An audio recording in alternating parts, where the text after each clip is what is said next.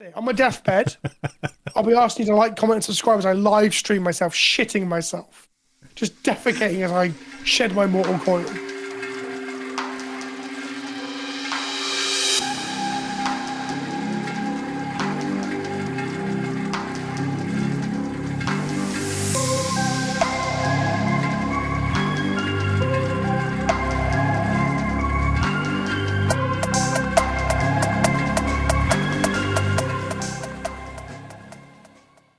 Hi, I'm Vince, also as PleasantKenobi on the internet. I make Magic the Gathering content on a YouTube channel called PleasantKenobi. I Twitch stream normally regularly. I'm currently on hiatus just because of having a baby and being sick, but I'm back to that soon. And essentially, I just talk about Magic a lot. And my other hobbies too. I do a little bit of Warhammer content on a side channel and such. But I am just a big fan of Magic. I like playing it, I like talking about it, and I'm very passionate about them getting it right. And yeah, I can be quite the opinionated person. That's probably what I'm known for as well. Wonderful. Yeah, anyone who's watching this, if you don't know who Vince, who PleasantKenobi is, then you really you need to search more on YouTube. Or you shouldn't really search more. You're everywhere. But yeah, well, anyway, there's a weird thing about that, isn't there? That like no matter how big you think you're on YouTube, like the vast majority of Magic players don't know who you are. Like my local store, there's a load of them that just don't know who Josh Dequire or the Prof is. It's really, I walk in and most of them have no idea who I am, which is kind of nice. And then we got into a conversation. They're like, "Who? I don't watch any YouTube. I don't know what Game Nights is." And you're like, "Wow, okay." Okay. Like some of them don't know that Post Malone plays Magic because that information just never filtered through to them, or they've only got it through like the algorithm for TikTok or Instagram. It's really interesting. Some people are just like not online at all, right? Yeah, the whole online celebrity kind of status is very much online. And if people aren't online, then they're not going to know about it. Yeah, really. I mean, Wizards are always saying it, right? They're saying the vocal ones that like us who shout about Magic online are but a small percentage of it. The rest of them are just buying the occasional pack and playing kitchen table Magic. So. Yeah. Well, firstly, I just want to say thank you very much for coming on and letting me chat to you and interrogate you about your life in Magic the Gathering. I'm going to jump straight into it and kind of get to the key questions that I have and the information I want to gather from you. You play Magic the Gathering. This is an obvious thing. A little bit. Just a smidge. And you talk about it just a little bit more than you play it. But my question and the way I start the show is I want to know about how you got into Magic, but I don't want to know just yet about when you started playing. I want to know when you first discovered that Magic the Gathering was a thing that existed in the universe. Like, what was your first touch point? It was a load of cards on a shelf. So I was around this friend's house on my housing estate he's a little bit older than me, and my mum didn't let me hang around with him because he had like a picture of Gail Porter naked on his wall and stuff. He was a bad influence for like young 8-year-old or 9-year-old Vince or whatever I was. Anyway, and then we were hanging out and playing, I don't know, Raw on the N64 or something, some WWE game or something. And he had a shelf with like a long, like a load of cards, like along like this, stood up on their like the short end, and they're all acting bound together periodically. And I was like, what are those? And he was like, oh, that's Magic. And I'm like, what's that? And he shows me, and he doesn't explain because I can very remember he didn't explain any of it to me. And he showed me it, and I was enamored by the art. I remember like Sage Owl and like Rishudan Airship and Tolkien, Troskian Guard, one of the portal guys with the alabaster guard with the musket. And I thought all these arts were really cool because I liked fantasy stuff. You know, Hercules on TV at the time, and that era in the 90s. And then he's like, oh, do you want to borrow some? I'm like, sure. So he literally let me borrow some of his cards to take home and just look at, because he didn't explain it as a game. And then at some point after that, he taught me how to play. But we're talking like, I remember going home and laying them out on my carpet in my bedroom and being like, these look cool, but I have no idea what any of these numbers mean. The Power and Toughness had like daggers and shields next to them. Yeah, so like, they did. That's gotta mean something in the game. But also, don't forget, we're talking like, this is like 97 or something. So I'd not really played any other trading card games because none of them existed yet. Pokemon hadn't happened yet. Pokemon was just around the corner. So yeah, that was my first instance of Magic. I was enamored by how the cards looked, how these old musky cards smelled. Yeah. Probably really gross from a boy's bedroom, you know, like. But that was my first introduction to Magic, and I met that guy again recently. Oh wow! At my local store where I am, I bumped into him. We're talking like, 26 years later or whatever, and I bumped into him. I was like, I won't say his name in case he doesn't want to be known, you know, doxing and all that. I was like, oh, do you remember me from when we talked about my parents and our history together? And this other kid was like, Vince, how do you know this guy? I was like, well, he's the guy who first introduced me to Magic. Weirdly, 26 years later or whatever. It's all. So that's my introduction. Nice. That's cool. And you were young. You were young. Yeah. Young. Very then. like too young, really. Yeah. I didn't get it. Yeah. Was that so? That was your kind of first introduction. Was that like? Were you straight into Magic then, or was it a case of, I this think is so. Magic? I look at it and and then. buy me some boosters and stuff, and I think it was either around Urza Block or Portal, like around that period. You could, if I did some looking on Scryfall now, I could tell you roughly the year and stuff. But in some ways, I don't want to know the exact because it's really nice to like have this weird memory of Sage Owls and Defense of the Heart. Because Defense of the Heart was one of my first rares that I had. Okay. It was now a commander staple that gets reprinted in secret rares and shit. So I got booster packs bought from my Toy Master. And again, any other 30-year-old men in the audience, you remember Toy Master? Well, Toy Master still exists. We have one in Andover still. But it's like, it's way... I think it was Hogosaurus at one point and back to Toy Master, and fuck knows what the history of that is. But they used to sell Warhammer upstairs and Magic cards downstairs behind the counter in the toy bit. And I used to be mad keen to look at all the lead and white metal Warhammer bits on the sprues, and then the booster packs behind the counter that were like £2.50 a booster. Oh my god, that's so much. Inflation's a horrible thing. Well, weirdly, Wizards have hardly inflated if you look at it. I mean, how does it work out? Shouldn't a booster pack be like £58 or whatever if you actually account? It's not that much, but if you account for inflation, a booster pack should be a lot more than it is right now. Yeah. There's a Toy Master in the town I live in, actually, that's still going from way back when. It doesn't sell Magic though. It sells Warhammer and Prams. Yes. Kids stuff like Prams. Yeah. My local Toy Master does sell Pokemon cards and Lorcana. Doesn't sell Magic. Nice. So, I mean, Asda sells Lorcana now, so. Yeah. I mean, every big box store is going to sell Lorcana because it's Disney, right? Yeah. And Ravensburger too, because they sell puzzles through Tesco prior to this. But let's not get into the ins and outs of puzzle selling in the industry. It's not very exciting, is it? No. I mean, that could be a different video, but anyway. That could be a whole channel. Your podcast. You could do a podcast about Ravensburg puzzles. Ravensburger? I can't remember what they call it. Yeah, Ravensburg. Yeah, it's Burger, isn't it? Burg or Burger, one of the two. Same thing. Depending on whether you're German or not. Yeah, just do a Twitch stream, just face down camera, play a map, but then push a jigsaw. Well, you're joking, but there must be like a content creator, not like a community as such, but there must be. There might might be, right? Yeah. Like when I got really into Warhammer, I did nothing but consume Warhammer content for like 8 months straight. There's got to be people who get into puzzles. Oh yeah. Definitely. And then you must be young people. Older people don't watch YouTube, I guess. But I feel like you're in your late 30s and you just got into puzzles in lockdown. You must have consumed puzzle content. I watched some Lego content the other day. I don't even collect Lego. But I got into this rabbit hole spiral of watching some guy review Lego sets from the 90s that I'd never had either. I was like, why am I even watching it? It's just, as a content creator, it's intriguing to see other niches and how they work and stuff, Yeah. I'll investigate that as an option if this doesn't work. I met a dude once. He was just, we were looking to buy a kitchen or have a kitchen fit. We never went through it because it's too expensive. But the guy who was like talking to us and showing us around the showroom, when he asked like what we do for a job and the inevitable, I'm like, I make videos on the internet about card games. But I've got a Lego YouTube channel, and he had it was doing reasonably well, had a few thousand subs and stuff. And we started talking about how he was picking up, and that was what he wanted to do. He didn't want to sell kitchens for the rest of his life. He wants to make Lego content. Nice. I was like, see again, it could be niches that you just don't know exist or have no idea about, Nice. Okay, so we think round Portal Urzas is when you first got into and started buying and everything. Was I didn't buy it. My parents bought them. Well, yeah, your parents bought them, obviously. Well, someone bought them. You had I had cards. no money back then. Surely you had pocket money enough to buy at least one booster. I used to get some pocket money, but I used to spend it on action figures. I remember saving up for like several months and buying a Spider-Man car with 6 legs that popped out the bottom of it. Anyway, that's not relevant. Yeah. Okay. I definitely bought Kamigawa and Ravnica cards with pocket money in my early teens or whatever. So I definitely did.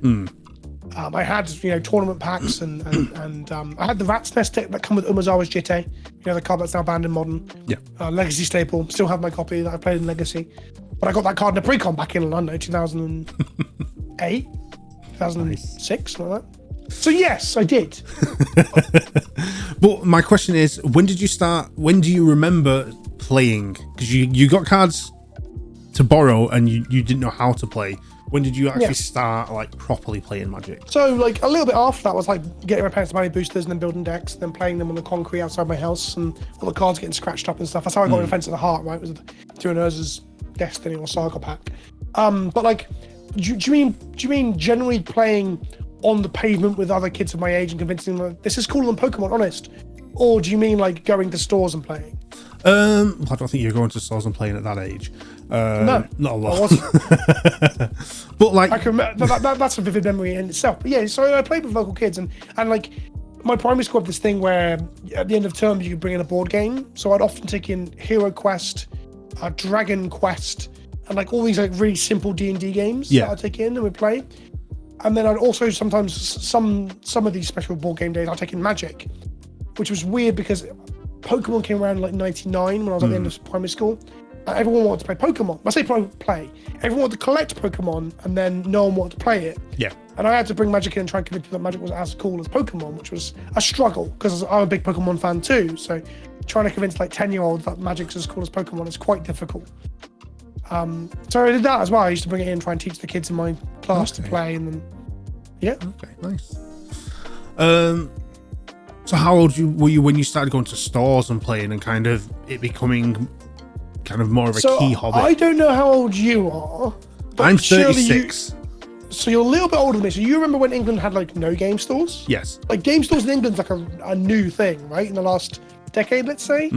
Like when I was a kid, there were no stores. It was Toy Masters and Waterstones. And then the first Magic event I ever went to, I convinced I stopped playing Magic that much, like on and off as a kid. And then at college, so for Americans that might be watching, college is like 16 onwards, it's sixth form or the end of high school. So 16 to 18, I reconnected with a lot of friends who were from my hometown because we went to the local college and we went to primary school together, different secondary school back in college. And I was like, guys, do you want to hang out? Because we used to hang out at my friend's house and just like do nothing, right? It's like, do you want to play this card game? And they all got quite into it. They were buying cards. Okay. One of my friends did the whole power creep thing of he had more money than the rest of us, so he went on eBay and bought a Dark Steel Colossus and a Chroma Angel of Wrath, and then put them into his deck with no changes to the mana base or land count or ramp package or anything, and then never cast them. And then like 15 years later, we found them in the boot of his car and he gave them to me. Anyway, so we started playing at college, and I did some Googling. I was like, guys, we can go play this with other people at this place in Southampton. And they're like, we'll give it a go. So we drove down to Southampton. I couldn't drive at the time. I went to Borders, which is just a bookstore, big box bookstore. And in their cafe every weekend, they had a judge locally who I won't name because he's a bit of a dickhead. But he ran drafts and events.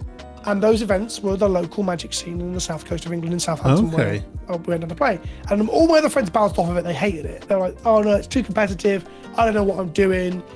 And I loved it. I absolutely fucking loved it. We went down there and we did an Eventide draft. It was my first ever draft. And I Googled shit before we got there. So everyone else went in blind. Because back then people didn't Google shit that much, but I was quite an online person as a little nerd. So I knew like you pick your mimics and you hard push into a color and you all this shit. So I loved it. I knew what I was doing even. I don't know what content I consumed at the time, but it was like on the source, all these like old forums and shit, right? And I loved it. And I was like, I'm going down again. And only a couple of my friends sort of all drifted off of it. And I just kept going down. And that was it. I was hooked. So I started going to pre-releases and drafts. And then I built a constructed deck during like a Lara time. And I got more and more and more into it. So yeah, my first draft set was Eventide, which is not famously ever a good draft set. No one talks about Eventide even. No, right? No, they really don't. Like I reckon most Magic players can't name more than 5 cards from Eventide without spending some time thinking about it. But anyway, that's not the point. Okay, interesting. That's Eventide. Well, wow. Kind of interesting, I guess. Well, yeah. It's a set. This old man played Eventide draft. Fascinating. Okay, so that's kind of you hooked you in the Magic scene, playing and everything, and now here you are, PleasantKenobi. Yeah. Next day, the shouty guy on the internet, making videos on the internet. Yeah, it was like an overnight transformation from Eventide draft to regular output of 3 to 7 videos a week, just like that. Yeah, back when YouTube was YouTube around then? It was. It definitely was. I don't know how. Because I get, YouTube tells you like, happy birthday, you've been on YouTube for X amount. YouTube constantly tells me that I've had an account for like 20 years or something insane. When in reality, I've only been uploading videos for like, probably all close to 10, like on and off, and then Yeah. I got really regular 5 years ago or so. But it's funny because I signed up to YouTube quite early, so my account is old by like most people's standards. So it's like, happy anniversary! You've been on the platform 20 years, and you look at your lifetime graph, and there's just no activity for the first like 10. So yeah, I don't know exactly when YouTube started, but. But when did you start uploading? Googling it now. Okay. 14th of February 2005. Okay. There you go. Okay. That was when they uploaded that video of the elephant at the zoo, right? That was the first YouTube video. Yeah, I remember seeing that in school. But before that, Newgrounds and online shit, you know? Yeah. That was. Flash games, the best of the internet, gone forever. Remember when you had to download MP3 movie trailers in like a QuickTime format? Yeah. Do you remember that? Those are the days. You wouldn't go to YouTube to watch a trailer, you have to download it. And it'd be an 80 meg file, so it'd take you like 3 hours to download this trailer. And then you had the wrong codec, so you couldn't watch it. So your friends had to run your computer to watch the trailer for, I don't know, fucking Iron Man 1 or whatever. And then it just wouldn't load. And you're like, well, thanks for coming. I still remember the days where I had to plug the phone cable into my computer, then run it down the stairs to plug in at the wall in the hallway just to get online, and then spend 10 minutes kicking waiting. me off Unreal Tournament by taking a phone call. I'm like, Mum, what the fuck are you doing? I was winning. You've ruined my KDA, Mum. Anyway. Okay, and you said you started uploading videos like 10 years ago? Yeah, like I don't know if it's quite that. I can tell you, I can look. But it always amazes me because like early on I wasn't doing Magic content. I was just uploading all sorts of random shit. So there's loads of shit on my channel that I've just archived because it's boring and all. But my first ever video upload was on December the 27th, 2013. So actually I uploaded videos for 10 and a half years now. But like that was a video like reviewing some indie game that I played, and the sound was terrible, and the resolution of the image was bad, and you know all that stuff that people don't realize how complicated making videos actually can be when you have no understanding of it. Yeah. So yeah, and I was writing about video games for a website when I was at uni. Oh, okay. And that went nowhere. But then I started making Magic content on the same website. It's just a generic nerd website called Valetic.com. And I started making Magic stuff. And then when I made my first Magic video, well, not my first one, but a few later, one of them, when I put it on Reddit, got traction. And that's how I got into doing regular Magic content, because Magic content hit off. You know, everyone wants to make video game content, but hardly anyone makes it in video game content because it's oversaturated and it's difficult, you know? Yeah. Okay. And like from that video kind of taking off, is that what sparked you going, oh, actually, this is something I want to pursue? Yeah, well, I always wanted to make stuff, I guess. I always wanted to be, like, as a kid, I wanted to be an author. That was what I wanted to be. Well, I thought I wanted to be a scientist, but, you know, when you're a kid and you think you want something, like, oh, I want to be an ice cream man. And you realize you just like ice cream, you don't like being an ice cream man. I was like, I wanted to make things. I wanted to invent stuff, but, like, so I thought I wanted to be an inventor or a scientist. But what I really wanted was, I love science fiction and fantasy. I wanted to create those worlds and be involved with those worlds in that way. And then that evolved into wanting to be a journalist of some description, but preferably in like nerddom, so video games. And then that evolved into, I guess, I'm technically a journalist now. I cover news, I cover events, I cover commentary about like the community and stuff, but it's hyper focused on a niche, which is weird. It's not that niche, it's the biggest card game in the world, but it's still niche within a niche because of.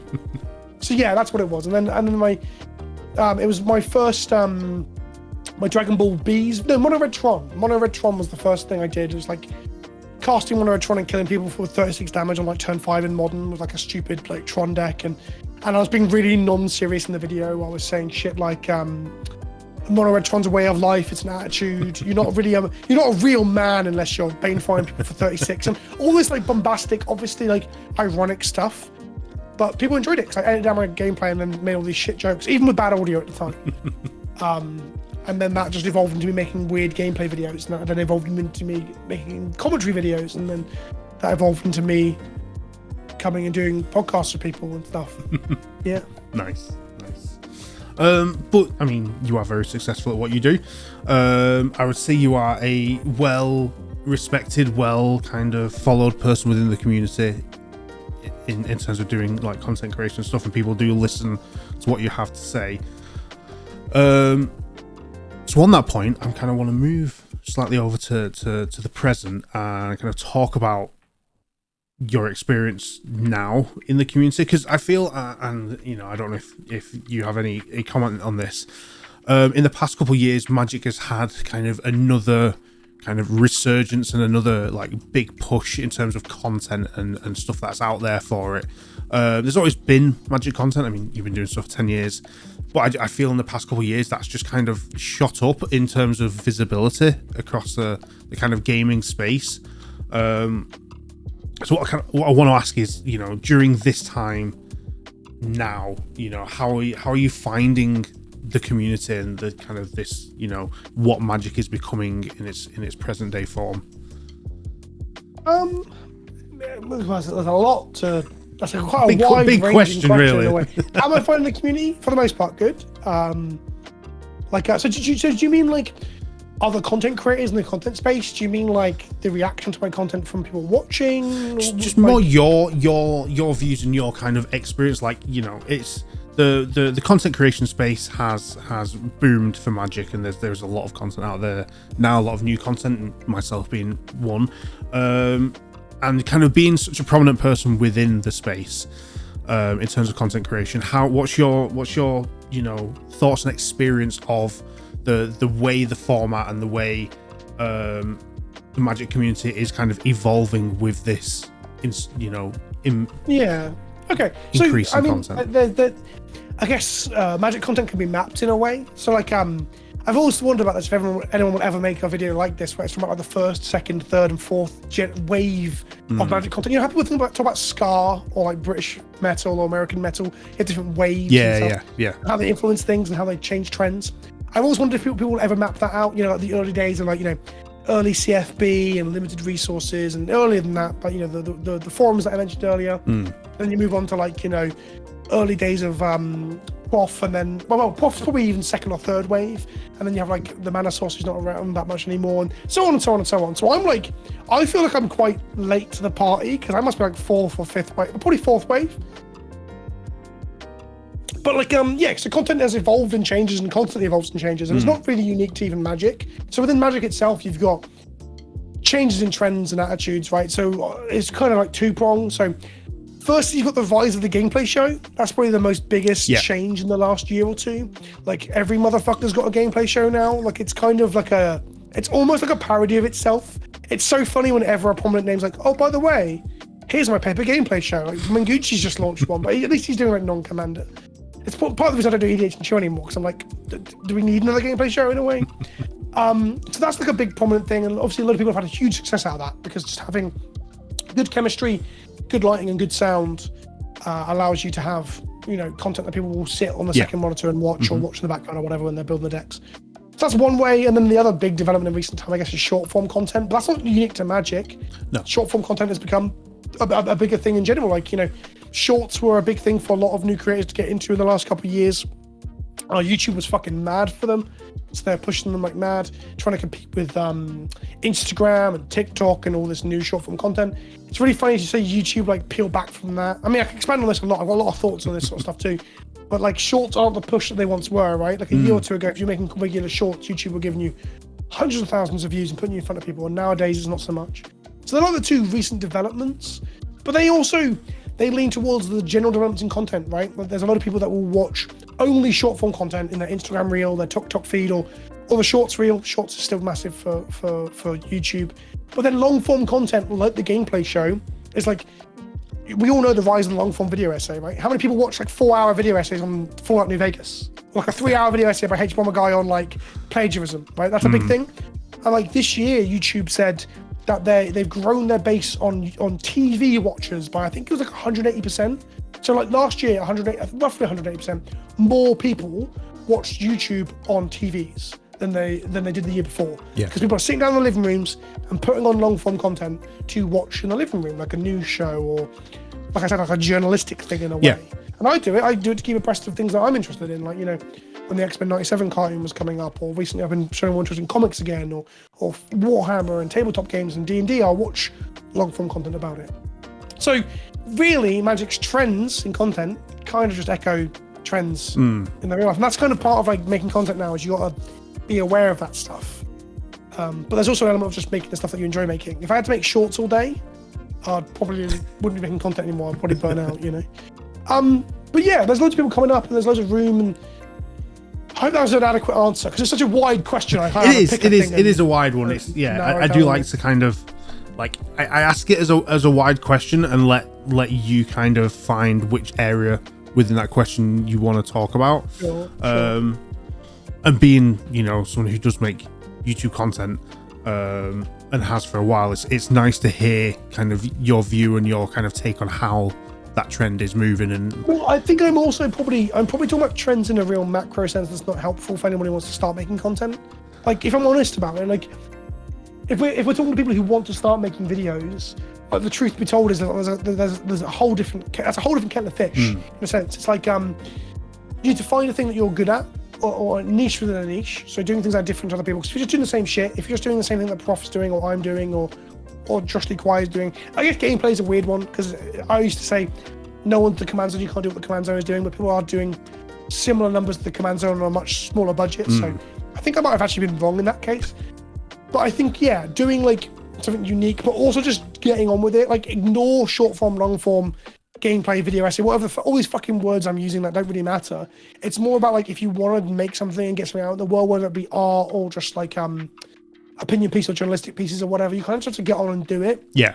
This is not even magic, right? This is just like, the first stuff you make will suck. Like, all my early videos are fucking awful. I still think some of the videos I make now are shit because you're like, I'm confined by the sense that I have to put things out. So sometimes I'm like, this video could do with like 5 more hours of editing or another pass on the script, or I could re-record this audio, but I just can't because I've got to get stuff out.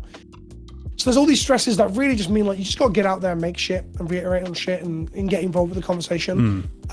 Although that said, it can be disheartening if you do that and you're not getting like results or whatever. But again, that's a whole other conversation we can have about working through no one watching, like streaming to 0 people and shit, right? Yeah. So now I'm rambling about a whole. There's like 15 threads here. We should grab at one. Yes. We'll refocus. This is probably a topic we can discuss another time. That isn't confined to a YouTube video. That could be just like a conversation. Sure. In Amsterdam, right? You're going to MagicCon Amsterdam? I'm at MagicCon Amsterdam. I'm at Command Fest in Birmingham. That's my next question. You're Birmingham? Okay, sick. Yeah. So am I. I'm at both. Yeah. Sweet. Yeah. So for those watching, because we're still on, if you're going to be there, we'll be there. Actually, by the time this comes out, you can sign up for my special event at Amsterdam. We're doing. Yeah, it gets announced in 10 minutes from us recording, so I'm allowed to tell you now, I think. So we're doing sealed draft chaos secret lair. Oh, okay. So it is, 1 secret lair and 3 boosters, which I think are going to be like, I can't say the exact boosters, but it's probably like Modern Horizons 3 and like Commander Legends or something. You open those boosters in secret lair to start your sealed pool. So you've got 3 big fancy boosters in that. And then you get 3 more boosters, which are like random shit from like standard and like standards of old. You draft those 3 in a pod, and then your draft is informed by what you've opened. And you build that into a sealed pool and play limited. So your deck is like, it's going to be wild. Like, someone might have Chun-Li in their deck because the secret layers and shit. It's going to be absolutely mad. And I'm really excited for it because I like Magic when it's weird. This is probably the weirdest limited environment we can make without going beyond using Magic packs, Yeah. Nice. So yeah, sign up to that. Yeah. Although by the time this video comes out, it's probably sold out. So I mean, yeah, once we finish recording this video, before I edit, I'm going to sign up. Yeah, it's not been announced prior to this video coming out, and then it's probably sold out by the time it comes out. So we're in a really weird space to talk about it. But we're here. Oh well. At least I know about it, if anything. Yes. Yeah. Okay. That leads me into some good topics here that I'm going to move on to. You like weird magic? Yes. You have this party box that you. A party box. Yes. I want to know more about this party box because I've seen. Have you watched the video on it? I have watched the video on it. Okay, I'll let you off then. Because you say no, but watch that then. No, I have watched it. I've seen the fact that it does not contain just magic cards, which I love. But just, where did the idea come from? Like. I think I said in that video, but I'll repeat it here. I want to hear. I want to know it. So I used to have a cube during uni, but like towards the back end of university and coming out of uni, there wasn't enough people to play with locally to me. I wasn't traveling down to Southampton as much because I was like, I needed to find work and such. So I took it apart. Took my cube apart to sell some cards for some money, and just because I wasn't playing with it. But I kept some of it together in the same sleeves and made a stack out of it. And then it went through a few iterations of being a judge tower and similar shit that people are kind of aware of now. Yeah. Even back then, that was still unique. And then I settled on this idea of every card face down was a land type. It's all land types, and you play spells at the top, and we'll just put all our favorite cards in here, or my favorite copies of those cards that we like from my friends that we do hang out.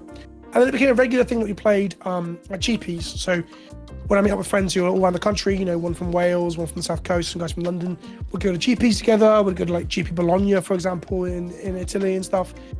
Party box would come. It used to be called Mini Cube. And it used to be like, instead of playing Commander, if we got bored of Commander, we didn't want to play Commander, people were like Mini Cube, and then people could drink and just play Mini Cube because it doesn't matter, no one cares. So it really doesn't matter if you win a game of Party Box, right? So it was the best way to drink after a day of playing at a GP or whatever, flunking out the main event, start events or whatever. Just hang out with your friends, play this box, and go from there. And then at some point, I put Booster Tutor in, quite early on actually. And then at some point, probably, I don't know, probably about 5 or so years ago, I was like, someone suggested, can I open a non-magic pack? I was like, yeah, go for it. And then that opened the door to all sorts of shit. And then those cards get kept in it. So for those who don't know, when you booster tutor within my mini cube, my party box, you keep the card that you open, you sign and date, and it goes in and lives in there. So the cube has grown by about 60 cards over the last year. I played 27 sessions of it at Magicon Barcelona in the command zone. People are like, do you want to play Commander? I'm like, no. Do you want to play Party Box? Anyway, and then because there's other cards in it, I started adding stuff. So I went and got original Charizard, original Blastoise, original Venusaur. They're in there, and shit like that. Nice. So yeah, it's like Mario Party magic. Like, nothing makes sense, and if you lose, it's not a big deal. Okay, interesting. So my question, and I don't remember if you answered this in the video, when someone booster tutors and they pull a pack that is not magic, you pick a card, you put it in the deck. Is it you that decides what that card becomes? Yes. So there's a bit of game design. I always joke that I don't think people are as good at game design as they think they are. Like, people are like, Magic should change the companion rule to be whatever you finger your bumhole. I'm like, shut up. You don't have a fucking clue what you're talking about. That idea is bad. So I try to avoid that for the most part. Yeah. Although I just can't, because I get into talking about how I think things are good about designs or bad designs. We try and make the cards function like they read, but within Magic rules. But we also want to respect for the previous game system if there is one. So, for example, the Digimon cards, there's like 2 or 3 of them in there. They can digivolve. So digivolving is where you can put the creature for a certain mana cost or memory cost in the game of Digimon onto a certain level of Digimon. So that's CMC, right? So it says it goes to level 3 at CMC 3. If it says it costs 4, it costs 4. And when you digivolve in Digimon, you draw a card. So if you digivolve the creature onto the creature, you draw a card. And then it functions much like Mutate. So it goes onto the creature, and it kind of has haste. Which is a weird thing, because the Digimon have like 3,000 power. So you can just digivolve into a creature and then swing and kill someone. But that actually doesn't happen that often. Something you learn from the environment of Minikube is that having really big power creatures with no evasion, they get chumped, they get killed, they get flung, they get stolen, they get plowshared. There's so many weird things that happen with like high power creatures other than killing people, you know? So So yeah, it is me. But I try and I also try to make the rules intuitive to what the card says. So there's a pump spell that gives plus 4,000 power from some sort of like Japanese idol game. It's like a load of like scantily clad women like clean dishes. I think it's called like wash or something. Anyway, so it's plus 4,000 power, and that says draw a card in it. So it's as simple as that. You just play it, plus 4,000 power, draw a card. People are like, this card's insane. I'm like, well, yeah, but they've got chump blockers. It doesn't give trample. It doesn't give flying, you know?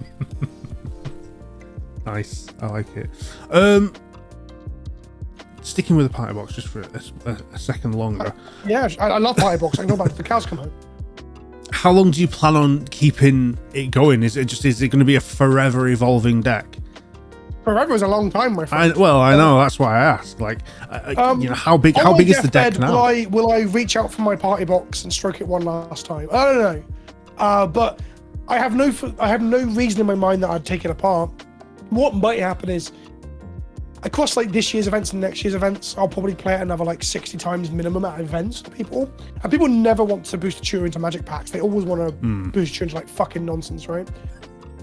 So at some point, I'm going to have to take some sort of like a stop and like a stock take of like what's in it, and cut a little bit of the chaff and the nonsense. Because there's a lot of shit magic cards in it too, where someone boosted tutored and picked out a Dredge Scorpion, like a 1/1 for green with Death Touch because they needed a good blocker, which is funny. But like, people tend not to play, because you can play him face as lands, just because play the faces as a land, so it hardly sees any play. So I probably have to assess that and tweak it. And also, I moved things. I've taken an Emrakul out of it to put into like a legacy deck, and I forgot to put it back in. So Emrakul's currently not in it, but it should be because there's a lot of cube staples. So yeah, it'll probably exist for the foreseeable. I mean, long-term foreseeable. But at some point, I've got to crack the hood and fucking fix it because it's the more shit you cram into it, the more it sputters and struggles. You know. So, Okay. Yeah, but at the moment it's fun. As long as it remains fun, it doesn't really matter. Yeah. Right, because that's the end goal. So there's potential for Party Box 2.0, is what we're saying. Yeah, maybe I just split it in half down the middle. Like it bi-generates like in the latest episode of Doctor Who and becomes 2 different party boxes. Yeah, then you can start putting Doctor Who cards in, and it's all. Well, it hasn't got a Doctor Who card in it yet, but I need to add one because I like it to have all the weird shit. Yeah. It hasn't got enough universes beyond it at all. I need to put some in. So Yeah. Just get someone to. I need someone to boost it into a Doctor Who collector booster and then like get a serialized David Tennant, write their name across it and stick it in. It has to live in there. You know. Yeah, that sounds like a plan. Yeah. Well, there you go. Command Fest Birmingham. Yeah. You put a Doctor Who booster. I will. And a Fallout one. Doctor Who, Fallout. Yeah, it needs some more universes beyond. It's got all it ironically plays like universes beyond because like someone's Digimon will get killed by a Pokemon or whatever, or like the Power Rangers will get killed by like Blue Eyes White Dragon. Nice. Which are all things that on a long enough timeline Magic will incorporate soon enough. So. Yeah, it's all about time. I mean, I keep seeing people say we're getting Marvel. It's like, well, okay. Well, we are getting Marvel. You're aware of that, yeah? Yeah. I'm aware. It's like but which part of Marvel? Because that's a broad word to say. Well, we're getting multiple sets. What exactly that means, we don't know yet. Because that could mean draft set plus commander set, or it could mean 3 different draft sets, or just 4 commander precons. Well, 4 commander precons is 1 set.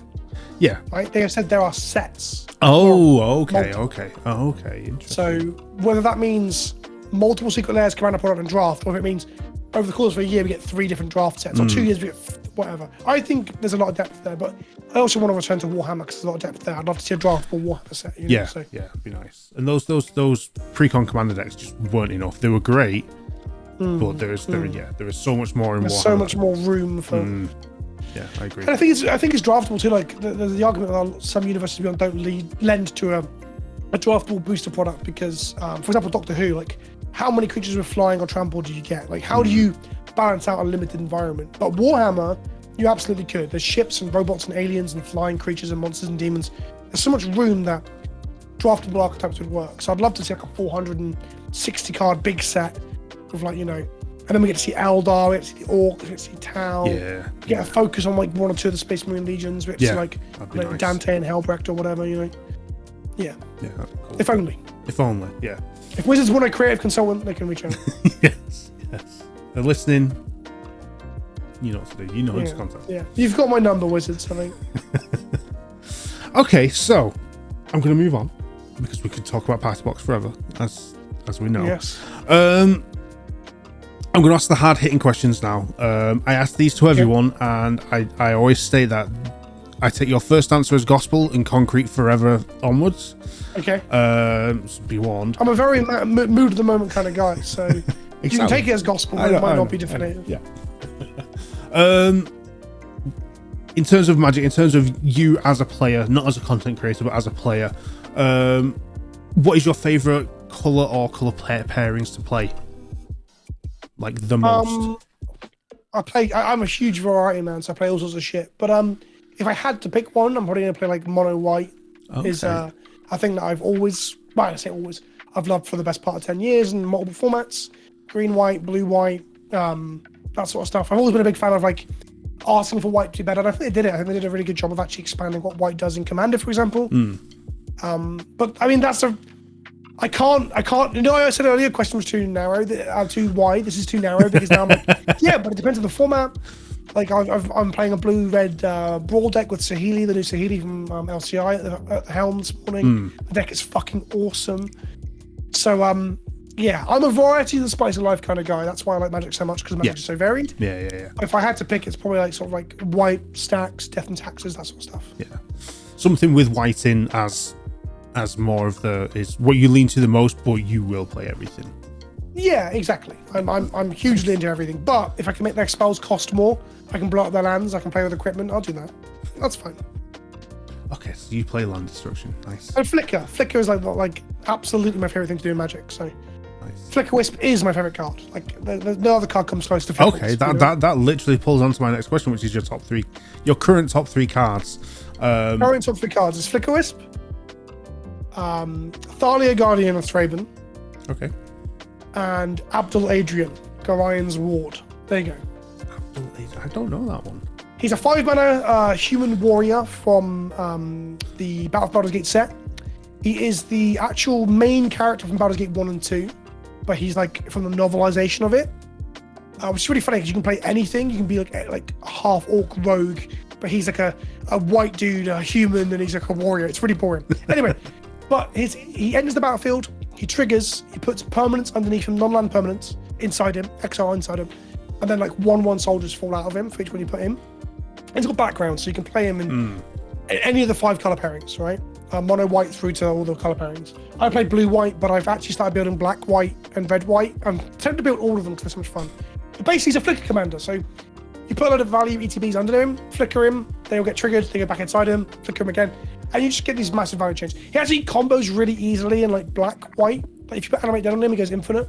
Okay. So if you have anything that like a sack outlet and a blood artist or similar, he just makes infinite creatures and shit. It's black white's a bit easy mode, but on the whole, I just play him with a Durdle deck. You know, I'm sticking soldiers inside him, and so I'm sticking artifacts inside him, and soldiers falling out of his ass, and then I'm flickering stuff. And when you flicker things, the rules of Magic no longer apply, and you get to do really cool, weird shit. So Nice. yeah, That's cool. absolutely one of the most undervalued commanders from that set. And I play him in an episode of Shuffle Up and Play that's coming out next Monday. So after this video, no, before this video comes out. So by the time it's out, you can go watch Shuffle Up and Play. Yes. I play the deck on there, and it's so fucking good.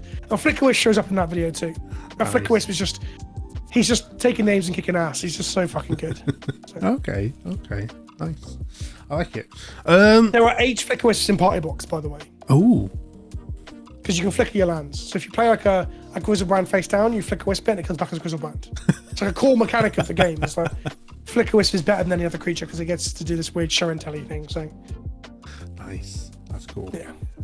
I definitely need to try and get a game of Party Box with you at some point. Well, we can do it. I'm down. We've got 2 events. To do it. We have. Okay, so next question is in terms of formats. I'm primarily a commander player. That's kind of the format I started playing standard, then got into commander because I like playing with more. It's a less competitive gameplay style. It's more casual, and it means I get to hang out with more friends playing in a community game. And I like politics. I like politicking at the table. Yeah, me too. And that. But in terms of formats, like I know you play Brawl. I know you mentioned it beforehand. What are your favourite formats at the minute? Like, what do you play the most? I like formats where I get to play with like the rich tapestry that is Magic. Because you know, like fucking, where are we at? 20, 30,000 unique cards, whatever. So I've always been a big fan of Legacy. I've been a big proponent of Legacy. I've promoted it a lot. I play it less these days just because there's so many formats to play. Yeah. So Legacy and Modern, historically, I've been a big Modern fan as well. But I also really love singleton formats. So any singleton format. So I love Commander, don't get me wrong, it's really fun and to fuck about in. But I also like the 1v1 like competitive environment because you can hard tune and you know pressure people and play removal that matters and stuff. So Brawl is really fun. Gladiator is a format that they keep periodically supporting on Arena. There's an event coming up this month. So Gladiator is a 100 card singleton with a small ban list on Arena. It's every card that's currently on Arena. Oh right. So and no commander. So you just shuffle up and you've got like, you know, you're playing like 3 and 4 color piles, you're playing like Artifact Matters decks, and you play this really, every game is so interesting and unique because all the cards are singleton, right? So singleton formats are fun. Canadian Highlander is another one. I get to play it very little. Thinking of doing some more videos on my channel of it. Canadian Highlander is a 100 card singleton with the vintage ban, or not vintage ban, it's a point system. So you can play Black Lotus in Canadian Highlander, but it's like 7 or 8 of your 11 points. Right. So Interesting. there's other cards that are pointed. So some decks don't want Lotus. They want to spend points on like Jit, Mox, Jet, and something else. So I can't remember what's pointed and what's not anymore. I haven't played it for like a year or so. But when I do play it, I fucking love it. So singleton formats, I think, are like some of the most fun ways to play Magic. I think they lead to more interesting games. more experimentation, more varied meta games. I think they're really, really fun. So I wish Wizards would adopt one on both Modo and Arena. Yeah. So I can sit down without having to like find a game through a fucking Discord or whatever. Just queue up and just play a cool single format. That's why Brawl appeals, because there's like a queue I can just go into. So I love unique older formats with weird shit in them. I like Singleton. And then when it comes to limited as well, like I like chaos limit environments where like you don't know what the best deck is because you're going to play 3 random boosters from Magic's history.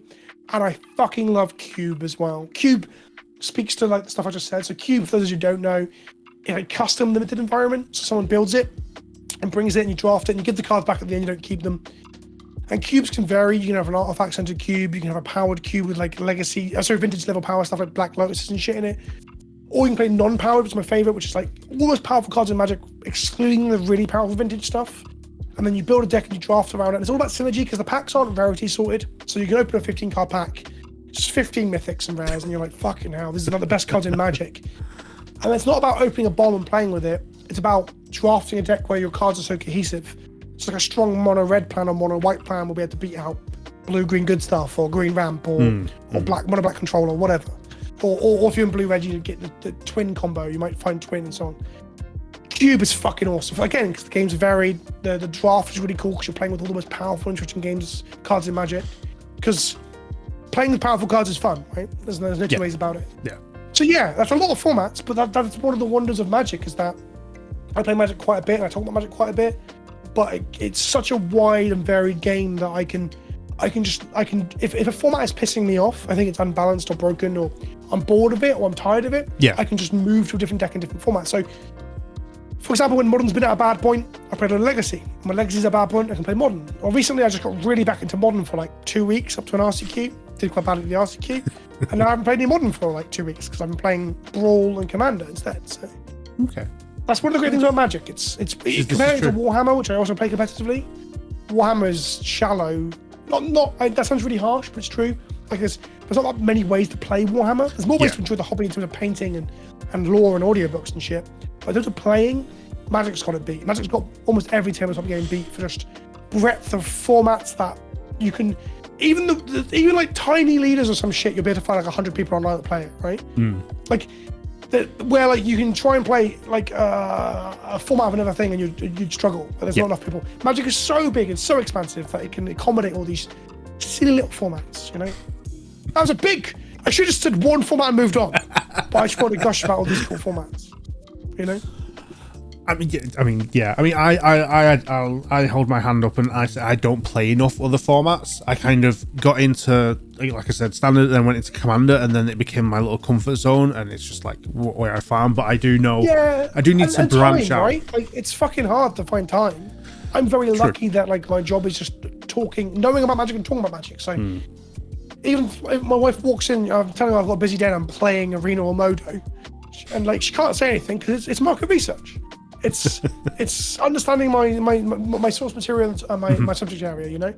But yeah, I'm lucky to get to spend all this time. I get it. Like if it's not your job, you just will probably gravitate towards the thing you enjoy the most. Yeah. But I do say that if you're getting burnt out on Standard or Modern or like Arena Ladder or like your local FNM or whatever, or you're getting burnt out on your friends or being arseholes in Commander, do give something else a go.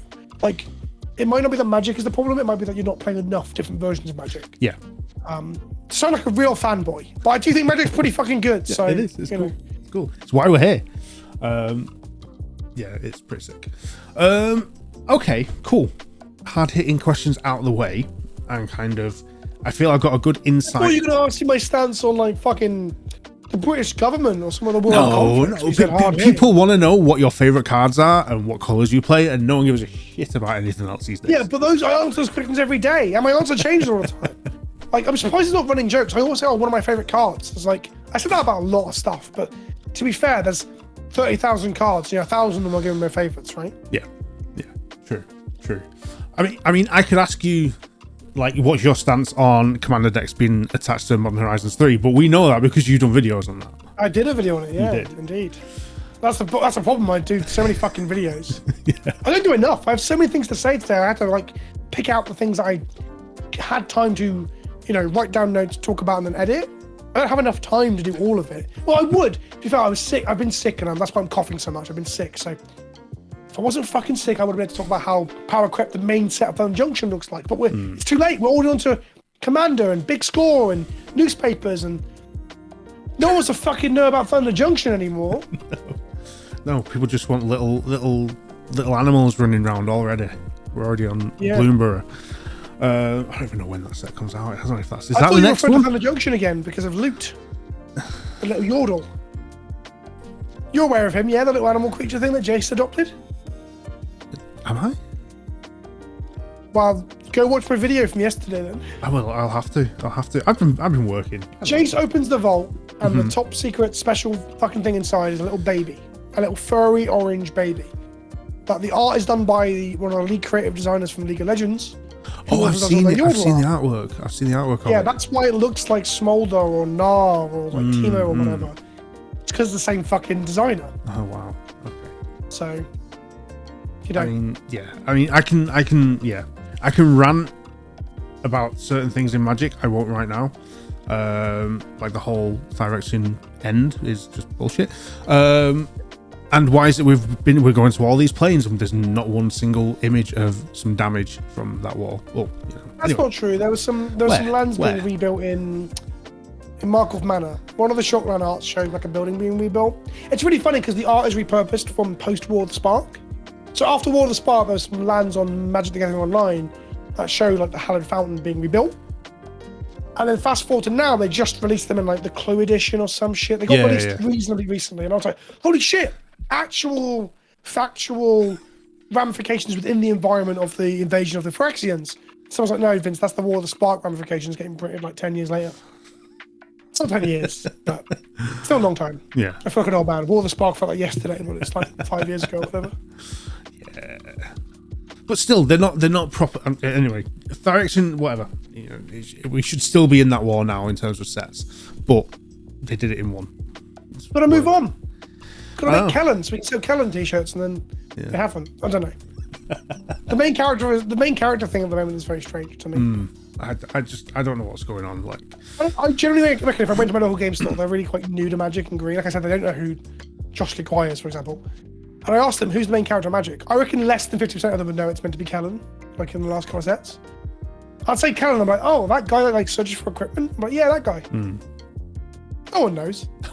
No. Oh well. The bloat is becoming confusing. Yeah. There's only 5 set symbols in this set. What are you on about? Like, even if we like don't do like Old Man Enchanted Clouds or whatever, because like I think some of the stuff in the new set is actually really cool. Like some of the commander designs are really fun, if a little bit pushed, but there's some good stuff in there. But the problem I've got is where I do bang the drum and criticize them openly, and I also try to like praise them when it's good, right? Like I was banging the drum that Battle for Baldur's Gate was amazing at the time, and I still do that. Was it 24 months on or whatever? But because I'm openly critical, a lot of my comment section are like, that's it, I'm out, I'm selling out. I'm like, no. Like, calm the fuck down.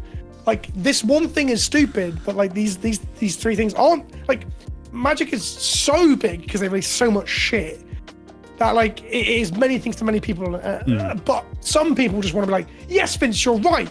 I think wizards are evil. When you're like, that's not quite what I'm saying. Like, Hasbro are evil, but yeah. Yeah. So, looking at the future, not just looking at future products, but looking at the future of PleasantKenobi and you within this Magic sphere, in terms of like your content creation and the stuff you do outside of that. I mean, do you see yourself continuing on doing this for the foreseeable? Yeah. Do you see any changes to the path? You know, what's your thoughts moving forward? I plan to make content till I die. That is my plan. Like even post retirement, I can't imagine not like talk on the internet about things I like. Like, but I've always been this way. Like pre-content, I was always I had a couple of friends who got annoyed going to the cinema because after the cinema, I want to talk about the film we just watched. And someone like, Vince, it's just a movie. I'm like, I know, but I feel like I think like this was good and this was bad. Like, surely we can. So I've always been that way. And now that I can do it online and get interaction and some people even listen to what I say, it's cool. So forevermore, I'm also conscious of the fact that like none of this shit lasts forever. like, you know, Facebook and MySpace were big at one point, right? But I mean, there's an argument that YouTube is so unique in what it does, and no one else has ever even began to offer what it does. I guess TikTok and Instagram are the closest, and they haven't succeeded, you know, in doing what YouTube does. Yeah. So my plan is to do that and then just adapt as time goes on. So like, if short form content becomes the absolute norm, like as a society, as a culture, as a civilization and a race, we completely and utterly fry our attention spans to the fact that we can't watch a video that's more than 2 minutes long, then I'll make videos that are less than 2 minutes long. Because like, refusing to change with how things are changing is fucking stupid. And that's how you become irrelevant. And, you know, and at the moment I pay my mortgage with the money that I make through making content, right? So in some ways I'm like, it is, well, not in some ways, in every way it is my job. So I plan to continue doing my job and trying to enjoy it as I go. So yeah, long term, I plan to keep doing it. I'm not a long-term plan kind of guy. I'm also quite a disorganized mess of a person, and having a baby has made me feel even less in control of my life than I thought it would. But yeah, so if you're hoping for a what's next for me, fuck knows. More videos, I guess. I don't know. I'm gonna blow up and go on reality television. Oh, I mean, hey, I'm sure there's a new series of Big Brother coming out soon. You can always jump in there. Imagine the Gathering YouTube on Big Brother. I'm like, I don't really have much to say other than about tabletop gaming. I have strong opinions on Metal Gear Solid 5. Does anyone want to see me talk about that on national television? Probably not. You never know. You never know. The geekdom community may band together and vote you to win. Yeah, that's it. You know? That's it. Oh, I won a dog photo competition once because we entered my dog in the photo competition, and then I got all my viewers to vote for it, and I won by like a magnitude of like 10 times the votes or whatever it was. First time I've ever used my clout or whatever to win a free dog photo shoot or whatever it was. But were the photos good? Is the question. You know, was it worth it? No. I was gonna make a joke that I lost a part of my soul but I didn't. My dog was cuter than their dogs, and I just had the backing, the manpower, the boots on the ground to support that fact. It's not, you know, it was ordained by God. I don't even believe in God, but there you go. Nice. Okay, so we know that the plan is to continue, and that's kind of where the future is going for you. The wheel of content forevermore. Yeah, forever. Until you're 90 and it's videos of you just laying in bed looking at cards from a horizontal position. Well, I assume at that point it'll be an AI model of me doing everything. So I'll actually still look like I look now. I'm in my prime. I lost some weight in the last couple of months, so give me another 3 months. I'll lose a bit more weight. I feel like I'm in the best shape I've been in like 10 years. And that'll be the era of me that AI will capture in 60 years' time. When no one shows up on the internet in their normal form. Because you know how everything is like a hyper-realized version of ourselves? Like the social media, Instagram bubble and the pictures you put on Facebook to your friends is a snapshot. It's a cultivated look into your life. It's a window that's been very squeaky cleaned, usually, right? Some people are more honest than others. 60 years from now, when all images and all video on the internet is not like captured via light into a mirror or mirrorless DSLR or whatever, when it's all digitally created via AI, what the fuck is it going to look like? Yeah. People will be nostalgic for Magic now, right? People were nostalgic for Magic 10 years ago. 60 years from now, people will be like, oh, bring back Thunder Junction. I missed the Omen Paths, right? And that's what they'll do. They'll go on to whatever. They'll go on to YouTube 5.0 or whatever. It won't be called that, but whatever it's called at the time. And they'll type in nostalgia for Omen Paths. And then the AI algorithm will utilize the tools that the things that I've opted to give it. And it'll create videos on the spot of me talking about what the audience wants to see. And I'm saying this shit because like that's what I mean. It's fucking wild to even consider what technology looks like in 60 years. Because pretending it looks anything like this is asinine, right? It's dumb. Because like YouTube 10 years ago was okay. I said 10 years ago, the way YouTube looked when I first started making videos isn't that far removed from now. But 10 years prior to that, it's just fucking. It's like Stone Age man Yeah. Like flinting at bone to make an implement to cook with. Yeah. The speed of advancement that we're seeing is just. But there's an argument we're slowing down though. If 10 years ago it wasn't that bad, but 10 years prior to that it was like fucking like watching man create fire. You know? So maybe I'm saying 60 years from now it will actually be stuck in a quagmire of just no advancement. Like everyone is angry at AI, rightfully so, because it's stealing all our shit and ruining art and ruining like content. So we're just stuck doing the same old shit. So maybe that's it. On my deathbed, I'll be asking you to like, comment, and subscribe as I live stream myself shitting myself. Just defecating as I shed my mortal coil. There you go, there's your soundbite to put on social media. Yeah, that's going at the front of the video. Yeah, so if it's a like, comment, and subscribe, it's a massive wet fart noise, so I shit myself. Anyway, so to answer your question, I plan to keep doing it, but fuck knows what the internet even looks like in 5 years, let alone 60. True. Okay. On that note, I have one final question. Okay. This video is being recorded today. It's going to be edited very shortly. It's probably going to be out next week. In terms of timeline, so people know. In terms of Magic and Magic content and products and events and stuff, is there anything that you're personally looking forward to coming out in the next couple of months? Yeah, so events-wise, I'll be at Birmingham and Amsterdam, which are great. I love meeting people. I love seeing my friends. I've made so many friends through Magic, both like casually playing and the content creator side of things. So I love all of that. We mentioned earlier, I've got a cool event on Amsterdam, which is really exciting to play in. I'll be taking Party Box with me. Beyond that, I'll be making videos all the fucking time. But in terms of sets and like Magic itself, I'm Bloom Barrow, I can take or leave. I'm like completely I'm apathetic plus. Like if apathy is a 5, I'm maybe a 6. Like, I don't really care that much, but I'm not down on it.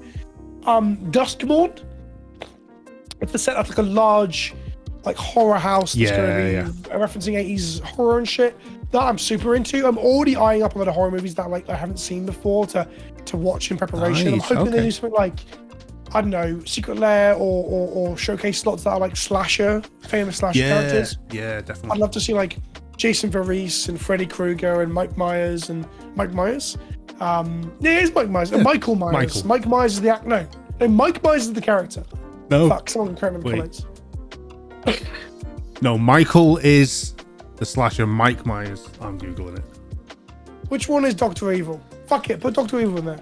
Maybe a legendary Ash from the Evil Dead. Anyway, that sort of shit. Mike is Dr. Evil. Okay, so Michael Myers. Either way, I'd love to see some of that stuff. Or maybe Hammer Horror I'm less into, but that'd be cool. I don't know. I'm not like a huge horror buff, but I'm pretty hyped for that kind of shit.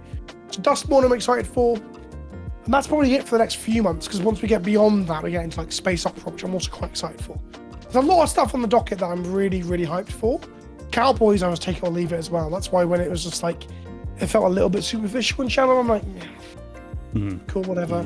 I hope people like Bloomberg more than Thunder Junction. Like, being sick and tired and then coming into a previous season where everyone's asking me to rag on Thunder Junction, it's demoralizing and de-energizing, you know?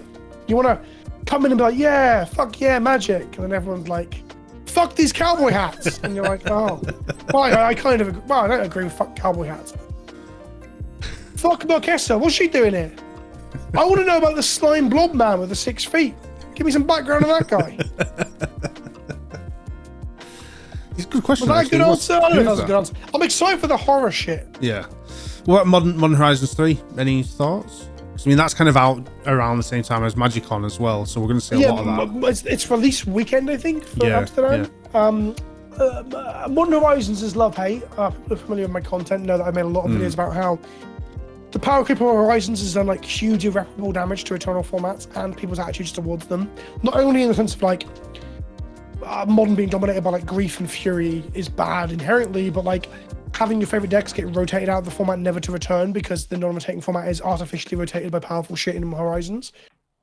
That said though, I think some of the designs for other formats like Cube and Commander and other shit like that are quite fun in the Horizon sets. They do a lot of cool and wacky shit. I like Magic when it's complicated and weird. I love homages and references to old Magic, which that's what Horizons is, right? Horizons 1 and 2 are just love letters to old Magic. They are reiterations of old cards and references and humor and stuff like that. Or even not even humor, like showing paying homage to the past in a reverent way. So I love all of that shit. But I'm also not excited for like Modern and Legacy to just transform overnight again, and then there'd be to be like 15 new cards that are all $40 each and stuff like we saw with Horizons last time. So it's love-hate. It's love-hate. Hopefully they've learned. Something I was talking about recently is that Lord of the Rings was kind of like Horizons 2.5 because it was straight to Modern. Yeah. And if we're honest, only like less than 10 cards see any sort of play in Modern. One is Omnipresent with the One Ring. I think that card was obviously a mistake. But that's pretty good compared to Horizons, right? Horizons like transformed the format overnight with like 2,000 cards. Or maybe about 16 cards. Lord of the Rings didn't do that. And even then, some of the cards that did see play aren't like format warping or breaking, like Sauron's Ransom and stuff. So maybe they've learned their lesson. But the new Emrakul looks fucking wild, so maybe they haven't. It's crazy. Yeah. So, yeah. I'm excited to see what's in the set. What I buy out of it, who knows? Yeah, that's the thing. Yeah. You're excited to see what's in it, but you're not excited to get like fucking destroyed by some of the cards in your average Commander game. When like, well, that said, like every set has ludicrous commanders. Look at the Thunder Junction commanders. And also the commander put up with the main set. Like Obeka is so far and away of the most interesting Grixis commander they've ever printed. It's cool. It's cool design space, but it just makes me laugh. Like every set of legendaries, I'm like, what the fuck? How is anything from like 3 years ago meant to compete with fucking the Discover Dinosaur from Ixalan, you know? Yeah. Or Voja. Let's not say that word, but yeah. It's true. It's every set, every big set kind of completely changes everything for most people who want to try and play competitively. Yeah. Well, for the straight to modern stuff, they've done pretty good there. The standard sets haven't really warped older formats for a while. There's a period between like around M20, Throne of Eldraine, that period on through to like Kamigawa, where like every set was dropping multiple like extreme bombs into older formats. Like we had Oko broke everything, like literally broke Legacy and Vintage. Vintage Championships one year was won by a Black Lotus being turned into an elk and turned sideways to kill someone. Oko was insane. Then you had Luris, and then to a lesser extent you had like Underworld Breach and Uro, and just on and on and on. So if you compare that period of fire design to now, they have learned their lesson. Yeah, true. The problem is that like Wizards learn lessons like 2 years later. So we always see stuff like, we can criticize Voja as much as we want now, but if they're only hearing the criticisms now, it's going to take 18 to 24 months for them to stop putting fucking ward on all the best commanders. And they just revealed the cowboy, the root tooting double trigger hit a person slime cowboy, just does ward 2 randomly, which in Commander isn't as big a deal. It's still annoying, but like if you play any brawl at all, when someone resolves, like you have like a removal spell in hand, right? You're like, I will go for the throw in my hand, right? I'm the good guy. I'm playing interaction. Everyone says you should, and then they're like, oh, but their commander has ward 3, so you won't go for the throwing it till turn 4 or 5 anyway. So you're like, who thought this was a good idea? God. Yeah, it's like even like Fibblethip lost on the range or whatever.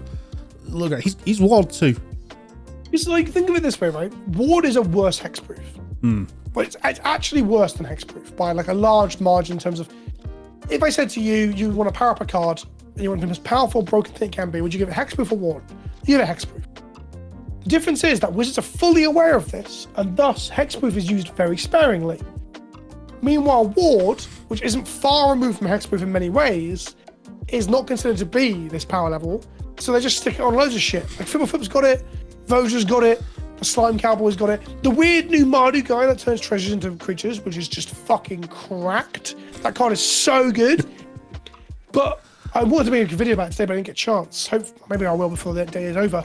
The upside is it doesn't draw a fucking card, which is wonderful to see on a commander, because that is what pushes most commanders to be too good. And no ward. I'm like, oh baby, this guy is like, you read him and you're like, what the fuck? Like, he's so good. But he is missing these two like things that make commanders obnoxious. So maybe, just maybe, he's the sweet spot of being the top 100 cards in the EDH rec without making you want to punch a baby, you know? So, who knows? That's my soundbite. Yeah. Okay, wonderful. On that note, so Duskmorn is the key set. Yeah. And to be fair, I've like, you know, if people watch the past interviews, that set's come up quite a few times for what people are looking forward to. It's got the most room for success too, because like Innistrad is an all-time favorite of everyone, even when they've returned to that well too much, right? Like Midnight Hunt, Crimson Vow, it was too much.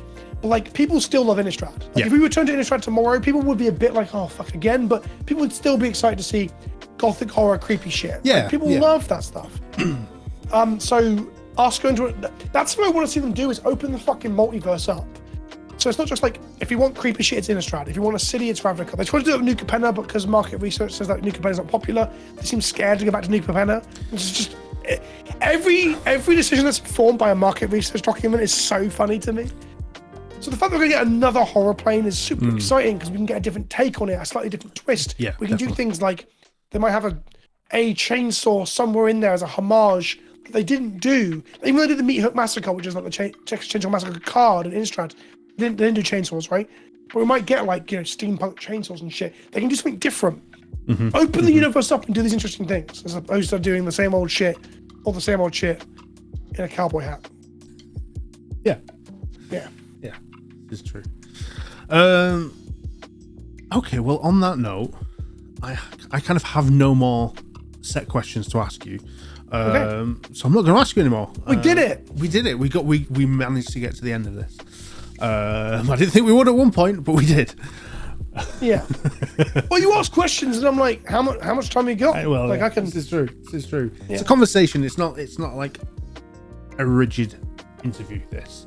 So exactly. I'm glad we can tangent and. Although I treated it like an interview, now I feel bad that I didn't ask you more questions, because in a conversation I'd ask you more, right? We've got two events coming up. We can exactly. We can what chat, I meant was, we can chat over drinks. You didn't tell me this was a conversation. I would have asked questions back. I thought this was an interview. I want to know your answers. My answers I've said before. Now I feel bad. I hugged the mic. I feel like I've just been like, you want to fucking hear me talk? If you're not happy with the videos I make already, let's talk some more. So anyway. No, we're going to be chatting at conventions and events and everything in the future anyway.